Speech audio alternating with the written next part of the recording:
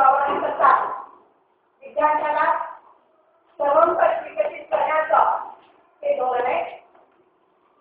आपण सुरुवातीला पाहिलेले की शाळेत स्वप्न असतं आणि त्या स्वप्नापर्यंत पोहोचण्यासाठी प्रतिविधान तयार करावं लागतं आणि ध्येय निश्चित करून शिक्षकांच्या सहाय्याने हे वाटून प्रतिविधानापर्यंत आपण जाऊ शकतो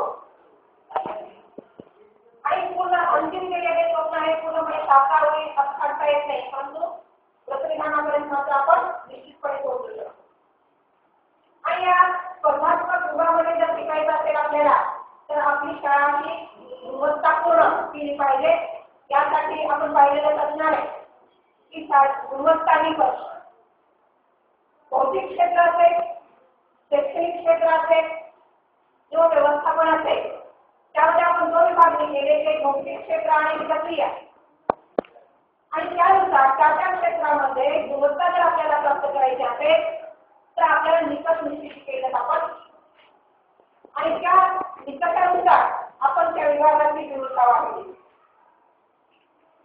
एकंदरीत आपण आपल्या शाळेत गुणवत्ता वाढलेले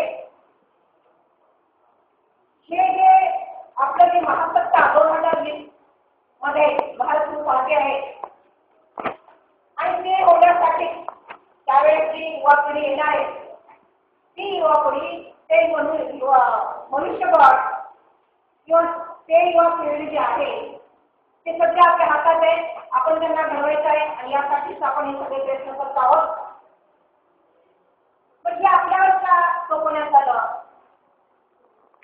कारण मागे म्हणलेले तुम्हाला नाही की आपण मात्र सजीव हाताळतो आणि दुसरे मात्र निर्जीव हाताळतात डॉक्टरच्या वगैरे आणि त्यामुळं आपल्यावरील टाकलेली आहे.